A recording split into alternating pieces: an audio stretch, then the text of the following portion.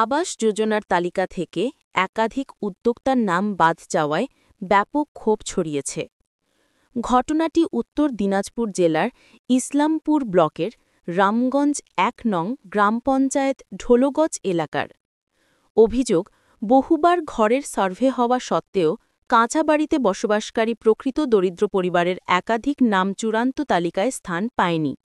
এদিন ক্ষুব্ধ উদ্ভোক্তাদের দাবি, বিষয়টি নিয়ে তারা ব্লক উন্নয়ন আধিকারিকের বিডিও এর কাছে একাধিকবার অভিযোগ জানিয়েছেন, কিন্তু এখন পর্যন্ত কোনো কার্যকর পদক্ষেপ নেওয়া হয়নি। তাদের দাবি, স্থানীয় কিছু নেতৃত্বের চক্রান্তে নামগুলি তালিকা থেকে ইচ্ছাকৃতভাবে বাদ দেওয়া হয়েছে। অন্যদিকে রামগঞ্জ গ্রাম পঞ্চায়েতের সদস্যের প্রতিনিধি মোতালিব বলেন, যাদের নাম বাদ পড়েছে তাদের নিয়ে আমি নিজেই বিডিও অফিসে গিয়েছিলাম। অভিযোগ জানানো হয়েছে, বিডিও মহাশয় আশ্বাস দিয়েছেন পুনরায় জমি ও বাড়ির অবস্থার সরেজমিন তদন্ত করে ব্যবস্থা নেওয়া হবে। বলতেন আর কি। সাংবাদিক দেখেছে আমাদের আব্দুল আজিজ। আমাদের গ্রামটা হলো ঢোলগজ, রামগঞ্জ 1, মজাদ আলম মুর্শিদ কিসমত। প্রধানমন্ত্রী আবাস যোজনা এনার নাম ছিল। কার কার নাম ছিল? কয়জন? আব্দুল আজিজ, খুরশেদ, আনামুল। তিনজনের ঘর কাঁচা। তিনটা বাড়িতে যদি একটা ইট লাগে থাকে তাহলে ঘর পাবে না। বিডিও মহাশয়, আমাদের পঞ্চায়েতের কবির বাবা আছে সেক্রেটারি, ওনাকে আমি রিকোয়েস্ট করেছি, আপনারা আসেন এই ঘরগুলো আপনি ইনকোয়ারি করে যান। যেহেতু কাঁচা ঘর, একটাও ইট লাগা নাই। আর বিডিওকেও আমি অ্যাপ্লিকেশন করেছে। এর নাম কি ছিল এদের? হ্যাঁ, লিস্টের নাম ছিল, এখন আইডিয়া আছে। তারপরে পরে কি মানে আপনারা দেখেছেন যে নাম? হ্যাঁ, না, পরে এনি চেক করেছে, বলকা গিয়ে জয়েন্ট ম্যাডামের কাছে চেক করেছে, বলে দিচ্ছে না, আপনার নাম কাটা গেছে, আপনি ঘর পাবেন না। এর আগে নাম ছিল? হ্যাঁ, লিস্টের নাম ছিল, এখন আছে। নাম ধরেন না, নামটা আপনার এটা তো তোমার সর্ব হয়েছিল 2023-এ। আচ্ছা। হ্যাঁ, 2023 থেকে এটার নামটা আছে। কাটা হলো কতদিন? কাটা হয়েছে আপনার এই যে মনে করেন 2024 5 মাসে যখন সর্ভেগুলা চলছিল, হ্যাঁ, সর্ভেগুলোর সময়, হ্যাঁ, তখনই ঘরগুলো কাটা হয়েছে। এখন পার্টি লেভেলে ব্যাপারটা আছে, এখন কারো তো নাম নেওয়া যাবে না, কে কাটছে না কাটছে আমাদের যেটা চোখে দেখিনি। আমরা একদম নিশ্চিন্ত আছি যে এদের কাঁচা ঘর, এরা কাঁচা ঘরে পাবে। যৌতের ফাঁকা বাড়ি নাই, একটা ইট নাই, বাথরুম অবধি তো এদের নাই। হ্যাঁ, এগুলো ঘর কি করে কাটা হলো, এগুলোর জন্য আমি বিডিও ম্যাডামকে আমাদের ইসলামপুরে রিকোয়েস্ট করছি, যেন ওরা ইনকোয়ারি করে এদের ঘরগুলোর ব্যবস্থা করে দেন। আমাদের রামগঞ্জ 1 পঞ্চায়েতের সেক্রেটারি কবিরবাবু আছে, তাকেও বলেছি। হ্যাঁ, ইনার জানানো হয়েছে। হ্যাঁ, প্রধান আমাদের এখানে প্রধান, যখন আমাদের পঞ্চায়েতের সেক্রেটারি এখানে প্রধান কি আসছে, প্রধানের প্রতিনিধি হলো আমাদের রঞ্জিত বাবু। ও কোনোদিন ঢোলগজ গ্রামে আসছে বা কোনো বুঝে গেছে কে কোনটা গরিব লোক পালো, কোনটা গরিব লোক না পালো, ওরা কি আসছে? একবার পথ পাওয়ার পরে বলে গেছে আমাদের এবার আর কি। আচ্ছা, এটা নিয়ে কি আপনার বিডিও অফিসে বা বিডিও ম্যাম কি জানিয়েছিলেন এর আগে? বিডিএম কাছে অ্যাপ্লিকেশন করেছি, এরা করেছে। আচ্ছা। হ্যাঁ, কেন তো ঘরগুলাতে এদের আমার তো না। আচ্ছা। হ্যাঁ, এখন কি আবার করবে এরা? এখন যদি এগুলো ঘর যদি না পাই, তাহলে সরকার কোন লোককে ঘর দিবে? তাহলে ঘরে স্কিমে বন্ধ করে দাও। যদি একটা গরিব লোক কাঁচা ঘর থাকার মতো অবস্থা নাই, আপনার মিডিয়ার মাধ্যমে চ্যানেলের মাধ্যমে সবাইকে দেখান, যদি পাবার যোগ্য তাহলে পাবে। আমরা জোর করে বলতে যে এদেরকে দিতে হবে, ইনকোয়ারি করো, পাবার যোগ্য হলে পাবে। আপনি কি কোনো দায়িত্ব রয়েছে? হ্যাঁ, আমি দায়িত্ব রয়েছি, আমাকে ঢোলগজ বুথের ঘরের দায়িত্ব দিয়েছে আমাকে। কে দিয়েছে? পার্টি থেকে দিয়েছে। তো তা সত্ত্বেও আপনার দায়িত্বে রয়েছেন আপনি? হ্যাঁ, যখন আমাকে পার্টি থেকে যখন আমাকে ঘরের দায়িত্ব দিল, হ্যাঁ, দিবার পরে আমি পঞ্চায়েতে একটা চার্ট টাঙিয়েছিল, যেগুলোর নাম বাদ গেছে। আর কিছুগুলোর নাম যেগুলো চুট করে কাটা হয়েছে, হ্যাঁ, ওগুলো পঞ্চায়েতের নাম ঝুলায়নি। তার এর আইডি নম্বরটা নিয়ে ব্লকে গিয়ে আমরা চেক করছি।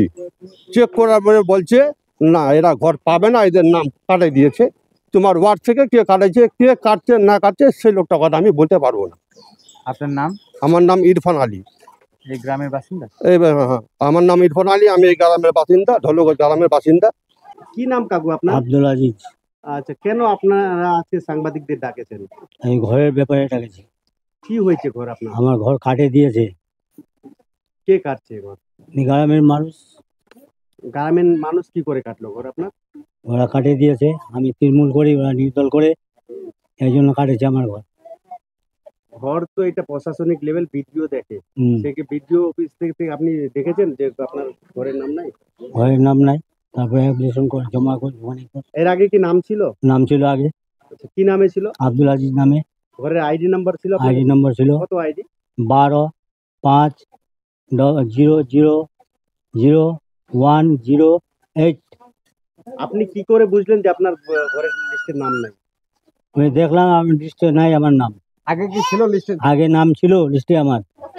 ইনকোয়ারি হয়েছে? ওনকে 3বার হলো, 3বার ইনকোয়ারি হয়েছে। সেকেন্ড ভিডিও আছে, ইনকোয়ারি করে গেল, আচ্ছা, তারপরে আমার ফের আবার কাটে দিয়েছে। কি করে বুঝলেন আপনি যে কাটে দিয়েছে? আপনি কোথায় গেছিলেন? ভিডিও অফিসে গেলাম, দেখলাম, শুনলাম, চেক করলাম, নাই আমার, আপনার লিস্টের নাম নাই। নাই। এখন আপনি কি চান? আমি এখন চাই আমার ঘর গিলার জন্য পাই। আমি কার কাছে আবেদন করছেন? ভিডিওর কাছে আবেদন জানাবো। এর আগেও কি বিডিওর কাছে আবেদন জানিয়েছিলেন? আগে জানাইনি, এখন জানাবো। আগে একটা জানাইছিলাম, আপনি এবার আবার জানাবো। তোর কি? মোর নাম নেসেমা বেগম। কেন ডাকিয়েছেন সাংবাদিকরা? আমার ঘরলা কাটে দিছে। কে কাটিয়েছে? আপনি কে কাটিছে ওটা তো আমাকে বানি পারছি। কার নামে ঘটছে? মোর হাজবেন্ডের নামে। হাজবেন্ডের নামে ঘটছে? ও কি লিস্টত নাম ছিল আগে? লিস্টত নামছি, ইনকোয়ারি হয়েছে? ইনকোয়ারিও হচ্ছে। তো পরে তোমার কেনকে বুঝা পারলেন যে নাম কাটে গেছে? আপনি শোনা বাজিতে নামটা কাটে দিছে তো সবার ঘর উছিল, আমার নামে উছিল কেন ঘর? চেক কে দিয়েছিলেন? নয়া লিস্টত নাম নাই? নেয়ার এই লিস্টটা, এটা লিস্টটা গোটা লিস্টটা তো ছিল, আগের লিস্টত ছিল, গোটলাটা ছিল। পরের লিস্টত নাম নাই? আপনি টাকা ঢুকবে না, টাকা ঢুকনে वाला সাহেব টাকা ঢুকেনি। টাকা ঢুকেনি? না, টাকা ঢুকবে তো দেরি, ডিসেম্বর ঢুকবে। নেয়ালিস কার নাম নাই? নেয়া লিস্ট খানত হ্যাঁ, যেটা নাম আগে নাই কে? বললেন লিস্টত নাম নাই। নেয়ালিসটা নাই। নাইকে নাম ভিডিও অফিসে চেক করলেন? যে কইছি। প্রধানক লোক গেছিলেন যে তোমার গ্রাম পঞ্চায়েতের হ্যাঁ গেছ না, গেছ প্রধান কি করেছে? কাটে দিছে ঘর। কত ঘটা কাটে দিয়ে হ্যাঁ আলা কি চাহাছেন? আলা কি আছে আমার কইতে ঘরলা আমার দশ মা ভিডিও কইরা বলাইছি। কি নাম? আব্দুল ওয়াহাব। কেন ডাকিছি আজ সাংবাদিকরা? এই এলার থানা ডাকিছু যে ঘরলা হোল পাস করে কাটি দিলে। কে কাটে দিলি? এই পশ্চিম নেতলা আমার তাই তো আগুত কি ঘর নাম ছিল? আগুতে নাম ছিল, লিস্টত নাম ছিল? লিস্টের নাম ছিল, আলা নাই? আলা নাই, দেখা যায় লিস্টের নাম নাই। কে দূর দেখিছিল? ওই মোবাইলে দেখিছিল আমি। চেক করে দেখেছি? হ্যাঁ চেক করে দেখেছি। ভিডিও অফিস গেছিল কি? ভিডিও অফিস গেছিল, অটো দেখেছে নাই? ওটি দেখাছি নাই, পঞ্চায়েত লিস্টও দেখাছি কাটি। আমার নামে ঘর পাস হয়েছিল, এখানে ইনকোয়ারি হয়েছিল, 2-3বার ইনকোয়ারি হওয়ার পরে তারপর আমার সব এখন টাকা আমি পাবো বলে সব ইনকোয়ারি করেছে।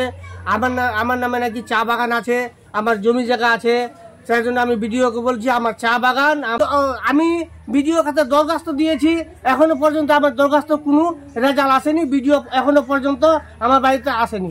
আচ্ছা, ভিডিও কি বলেছিল আপনাদের? নাম যখন কাটা হয়েছিল তখন কি বলেছিল? তখন বলেছিল আমার নাকি আমি বড় লোক, আমার চা বাগান আছে, আমার জায়গা জমি আছে, আমার নামে ঘর হবে না। আপনার কি আছে চা বাগান আছে? না, চা বাগান নাই। দেখেন, আপনারাও নিশ্চয় জানেন যে এটা আমাদের কোনো মেম্বারদের হাতে কোনো কিছু নেই বর্তমানে। যা আছে সব অফিসিয়াল ব্যাপার আছে। ইনকোয়ারি হয়েছে, ইনকোয়ারি হওয়ার পর কেটে যাওয়ার পর আমি যখন দেখেছি তো আমিও ম্যাডামের কাছে 2-1বার গেছি, ম্যাডামকে বলেছি, ম্যাডাম আমাকে আশ্বাস দিয়েছেন যে প্রয়োজন হলে আমি আরেকবার ইনকোয়ারি করব।